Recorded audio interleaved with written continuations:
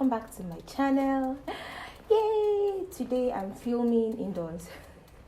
Like I had no strength to go outside.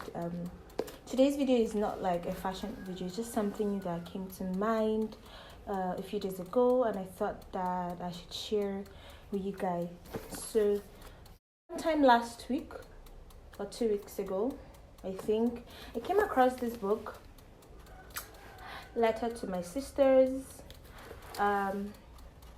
It's written by Dr. Ngozi Oswago, MD, and I went through this book and I felt that it is something that is worth sharing with all of you, being that I'm a nurse by profession, and going through it is something that I feel like every lady, every woman should read about. So I just wanted to do like a little book review for you guys, and I hope you guys like it. I know it's not fashion, it's not beauty, it's not lifestyle, it's something different, but I feel like it's something that anyone can benefit from. So yeah, let's get right into it.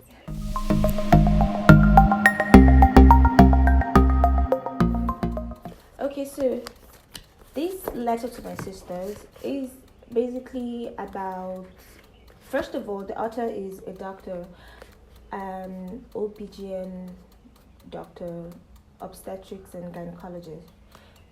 She's a gynecologist, so she catered mainly to women. And this book is literally about her experiences, her encounters with her patients that she calls sisters. Each person is different, each person is unique. So her experience with these people, and some sort of advice and things that she wanted to share with them and tell them about themselves that they can't get from anywhere else. Okay, so the first one is Dear Caroline. Before she starts each chapter, she has a small quote somewhere here. So there's a small quote before then she starts the letters. So the first one says, asking questions is one of the fundamental keys of learning. It is always better to ask a question than pretend you understand. And then the letter starts with, Dear Caroline, I am sorry I expressed surprise at your lack of knowledge of the female genitalias. But you are so sophisticated in many ways that even though I know of women who do not have a good understanding of their bodies, I never imagined you to be one. I am even ashamed to admit that. Until I graduated from high school, I thought my menstrual period and urine came from one hole. After all, who should be the one teaching you about your body? My daughters are knowledgeable because their mother is a physician. But for those who do not have relatives with the requisite knowledge, where should they get their information? Talking about my daughters, I will relate their story. In school, while learning letters of alphabet, the word that can be formed with them, the teacher came to the letter P and asked my daughter, what word started with the letter? My daughter, in all her innocence, said penis. I was not in the classroom, but the teacher's tone when she called me to relate the story showed that she must have been alarmed by my daughter's answer. What does a mother do in such a situation? I told her not to worry, that in our household we were very forthcoming about using the right words every time. I think the best thing to do is to get a mirror and one of those book lights. Do not be afraid to look at your body. What you immediately see is your vulva, and you have hair on the sides that extend upwards. The area that has the most hair is called the mons pubis. When you look at the sides, the area that most lay people call the lip is the most lay people call the lip is the labia majora. For some women, both sides might be the same size, or one side may be bigger than the other. When you separate the labia majora, you will see the labia minora. It is so important to clean between the labia majora and minora on both sides. If discharge gets in this area, it becomes irritated. If you follow the labia minora upward, it splits and forms a hood on top. This is the area of the clitoris. Between the clitoris, you will notice a hole. This is the urethra. When urine comes out, Below this hole is another one, the introitois, which is the entryway to the vagina. It is important when wiping after urination to wipe from front to back. Wiping from back where there are more bacteria to the front could create problems, including bacterial vaginosis. Again, I apologize for the way I expressed my amazement during your visit. I applaud you for asking the question. I have enclosed 3 detailed drawings that you should find helpful. One shows the extended genitalia I have described. The second and third drawings will help you understand the internal anatomy of the female reproductive organs. If you have any more questions, please feel free to schedule an appointment. Sincerely, Ngozi Oswabo. Okay, so that's the first letter she wrote to Caroline, and then of course she said there she added images. So this is the first one, this is the second, and this is the third one. I feel like this book gets into detail about even the smallest of things that we women should know about. I don't think a lot of young women get to actually look at their body really well and understand their body. I remember when I first saw my first period, I think we were in the village for my grandmother's remembrance. I was probably in JSS 2. I wasn't there for the burial, but I was there for the memorial. And then I went to have my bath. At that time, we were sleeping in my grandmother's house, which is now inherited by my uncle, my dad's youngest brother. I was having my bath behind the house outside, and I noticed that I was bleeding. And I was thankful because I had a bigger sister and my mother is a nurse, and then they helped me through that particular phase. The pain, the discomfort, the newness of the experience, it wasn't something that a lot of people are taught or even explained beforehand what they're expected to see, what the experience is supposed to be like. So I really, really love this book because there's so many things I didn't even know. For example, it mentioned after peeing, you should wipe from front to back instead of wiping from back to front. And then a lot of us are used to, even myself, I'm guilty, wiping from back to front because it literally seems easier. But then after reading this, I started building that habit to wipe from front to the back, because honestly, the back is closer to your rectum, which is where when you go to toilet, the feces comes out of. And then you tend to have a lot more bacteria there than the front. And then it tells you how to clean yourself properly and the areas that you should clean properly, how you should open them up and wipe them properly, because if something gets in there, if bacteria gets in there, if discharge gets in there, because women always constantly secreting stuff. It is the way our bodies were built. We have a lot of discharges, and that doesn't mean that there's something wrong with you. That doesn't mean that you have an infection or something terrible going on. It's just the way of your vagina cleaning itself out and making sure that you're clean and nice.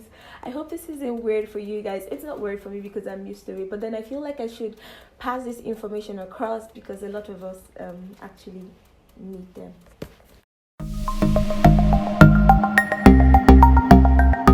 Okay, so another part of the book that I really, really, really, really liked is page 16, when he talked about uterine fibroids. I know a lot of people that have gone through this particular ailment. I have a cousin that she lost a pregnancy because of this.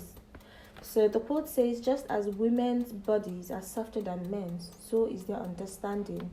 So their understanding is sharper. Dear Tonisha, recently we discussed management options for your uterine fibroids. You informed me that you have been experiencing heavy menstrual periods for the past 18 months and you were beginning to experience lightheadedness. With each period, you also told me that I am the 40th doctor you have seen in the past. I'm the fourth doctor you've seen in the past 18 months. Your medical history shows that you're 38 years old and you're the mother of 4 children, in the last of which you had about 10 years ago. Your history also shows that the fibroids have grown steadily in the past 5 years, from the size of a grapefruit to the size of a cantaloupe. With your blood count so low, it borders on a miracle that you're still walking around. What I'm saying is that you have lost a lot of blood, which has caused the hemoglobin level sorry, my throat is dry, which has caused the hemoglobin level in your blood to drop below normal. The level has become too low to effectively transport oxygen to help the breakdown of food and creation of energy, which explains why you are always tired. I know you came to me because you heard that I'm conservative in the management of uterine fibroids. It was also clear from our conversation that you hoped I would validate your opinion that you should keep your uterus. In most cases, that is exactly what I inform my patients. But each case is different, and in your case, having a hysterectomy, which means removing your uterus, is quite reasonable. You are probably going to talk to some of your friends who may ask whether you're getting a partial or complete hysterectomy. What they are asking is whether or not the ovaries will be removed along with the uterus. In some cases, when we remove the uterus, we'll also remove the ovaries. The procedure to remove the ovaries is known as oophorectomy. We're talking about hysterectomies. We can also talk about having a total versus a subtotal hysterectomy. The difference involves your cervix, the mouth of the uterus. If the cervix is taken out, the procedure is a total hysterectomy. If the cervix is left in, the procedure is a subtotal or subcervical hysterectomy. Some people feel that leaving the cervix benefits you sexually. Others disagree. The cervix can also support the vagina. We can discuss this in more detail during your next visit. You may also be interested in knowing how I will remove your uterus. In a hysterectomy, the uterus can be removed through the vagina or the abdomen. When we do the surgery through the abdomen, it can be done with a large incision or a small incision using the laparoscope. This is called a total abdominal hysterectomy, or TAH. When the removal is done through the vagina, it is called total vaginal hysterectomy, or TVH. Or when we use a laparoscope through the abdomen and remove the uterus through the vagina, it is called laparoscopical assisted vaginal hysterectomy, LAVH. The method of surgery is determined based on the size of your uterus. The size of your uterus is too large for the minimal invasive procedure using a laparoscope. So we need to do the total abdominal hysterectomy. Let me restate, after evaluating your case, you are not a candidate for the procedure that Condoleezza Rice had to take care of her fibroids, which you mentioned during your visit. The procedure is called uterine artery embolization, and it's performed by specialists called interventional radiologists. In this procedure, small plastic pallets are placed in the arteries that supply blood to the uterus. This stops the growth of fibroids. As your obstetrician gynecologist, I would refer you to an interventional radiologist if I felt it was the best option for you. To completely put you at ease, please call the office for us to schedule an appointment for you to see an interventional radiologist for a second opinion. I believe getting a second opinion is always a good idea. After seeing the interventional radiologist and during your next visit to my office, when we discuss the hysterectomy surgery in greater detail, we will also need to take a determination on whether you want your ovaries removed at the same time. The average age of menopause is 51. You are only 38 years old and have at least 13 years of ovarian function left. Although there are risks of ovarian cancer, which is similar to every woman who has ovaries, I believe that the benefits of keeping your ovaries outweigh those risks, especially because you have no family history of ovarian cancer. Our major goal now is to work on getting your blood count up while you consider your options. Because your hemoglobin level is too low, we have to build it up before we can perform the surgery. To increase your hemoglobin level, we will try to get you to bleed less and increase the level of iron in your blood. If we are not able to raise your hemoglobin to the required level before surgery, the only option we have may be to consider blood transfusion. Please call the office at your earliest convenience to schedule an appointment. Sincerely, Ngozi Uswabo. I know that there are a lot of people battling fibroids, and sometimes it's recurrent, sometimes they are lucky, it's just an incident that they discovered early and then they get to take it out. And I also know that there are people who don't even know what fibroid is. Like, this may be new to them, this may be the first time they're hearing of it. There are people who don't know the severity or how serious fibroids can be. It can make you lose your pregnancy, it can become malignant, which means it's cancerous in nature and can eventually kill you. It is very important that ladies form the habit of going to meet a doctor. I think let me rephrase. I feel like the appropriate time for you to start seeing a gynecologist is when you start menstruating. But we don't have that culture. I didn't even start doing that. I don't even have a regular gynecologist. And the reason is because I was born into a family of medical people. My mother is a nurse, I'm a nurse, my sister is a doctor, my younger brother is a doctor, my cousin is a doctor. I'm literally surrounded by medical people. Okay? So I feel like people should build that habit of going to the hospital, having a gynecologist, going to talk to their gynecologist often to get to understand the changes in their body, what they should do next when they notice something that they are not comfortable with, and seek professional advice and opinion as to how they take care of their health. So that's about it for fibroids. Another interesting chapter. There are so many things: crisis, encouragement, depression, obesity, Pap Smear. Pap Smear 34. Okay, so let's go to page 34.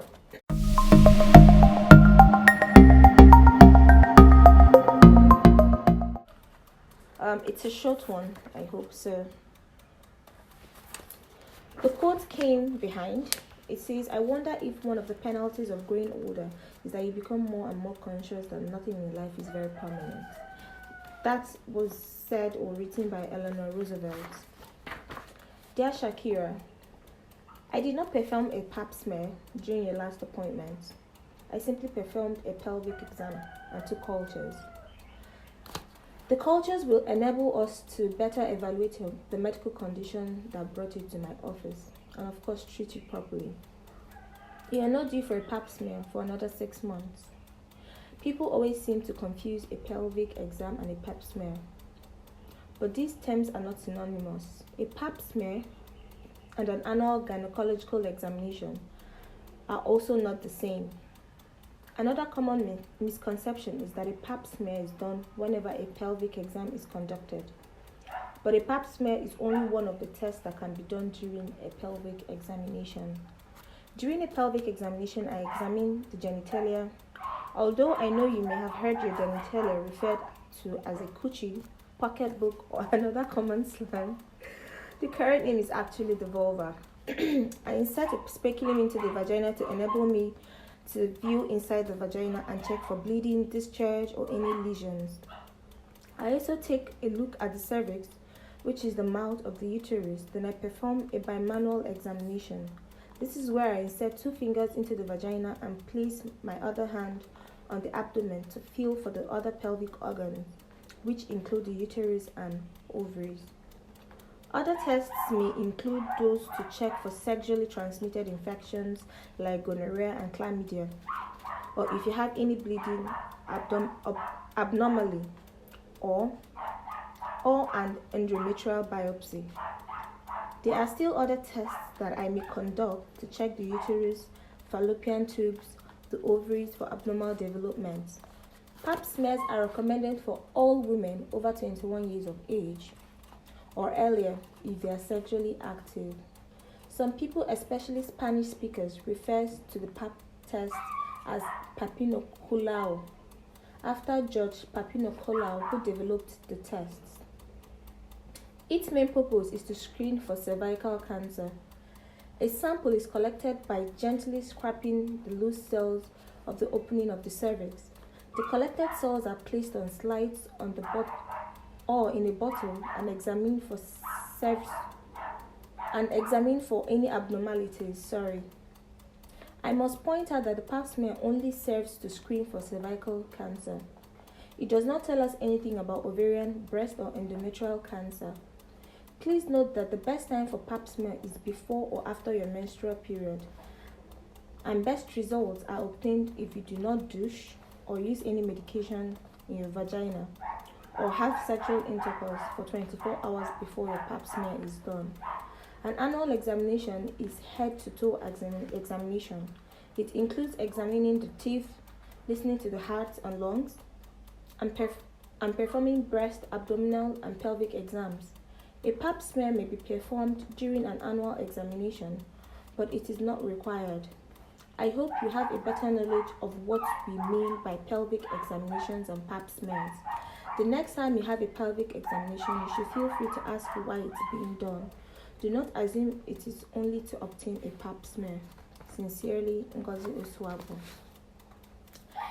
I'm not sure a lot of us know what a Pap smear is. It's basically a smear that you do. You take a swab and take tissue lining of your cervix to check if you have cervical cancer. Cervical cancer is a deadly disease that has killed a lot of women. It kills you faster than anything you can think of because there are no symptoms, there are no signs to tell you that it's there. Most times you discover it at a later stage when the disease has progressed and become a lot more dangerous or terminal, if I should use that word. That's the correct word, terminal.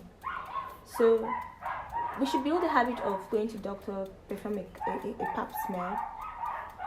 From this particular letter that we read, we know that there's something called pelvic examination, basically taking an examination to check your entire pelvis, the ovaries, the fallopian tubes, checking your vagina, viewing inside to see if you have any discharge, abnormal bleeding, or lesions, because sometimes we may have these things and we don't even know if it's there. Okay, you take samples to check for sexually transmitted infections. These are real things that happen to real people. Okay, I've seen them, I've treated a few of them, and I know because I'm in the field and I've had the experience that these are real things, real issues that we need to tackle. I sometimes read on Instagram about a post of a young girl who had sexually transmitted disease. I can't remember which particular one, but then she went to the doctor and she said she was treated once, she got it a second time, and she said she doesn't want to get it treated because her boyfriend likes the smell of it while they're together and all that. It's just nasty. Like, that's like a whole throw it away. It's always voice. Throw it away. Throw all of it away. I mean, for heaven's sake, you need to get tested. You need to make sure you're clean. You need to have protected sex if you're sexually active. Please don't come here preaching the good news, preaching how abstinence. We're in the real world. People don't do the right thing most of the times. People have sex on a daily basis. People are doing those things, so there is no need to hide behind your Bible to feel righteous. If you're going to do it, you might as well do it the right way. You might as well do it while being protected. You might as well take care of yourself while you're doing it. So I hope that today we've learned a few things about getting to know about your body. Go get a gynecologist. go to the hospital, register, choose a gynecologist that you can talk to about yourself, discover yourself as a woman, get to know how your body is and how your body functions. I know how I smell, and when there is the tiniest bit of shift in the way I smell, I know there's a problem. And that is because I know myself. I have taken the time to study myself, to understand myself, to know when my period comes, to know the color of my period, to know the texture of my period, to know when that there's a slight change in the color and the way my period comes out, the dates. I know all these things. So when I know when there's something off, I know that there's something off, and then I work to make sure that I correct it. So I hope that today's video helps someone. Please don't forget to, the drill, bring your village members to come and watch, to learn, to listen. Please leave a comment. If you guys want me to go through the rest of this book with you all, please leave a comment, like, share, subscribe, and I will see you in my next video. Bye.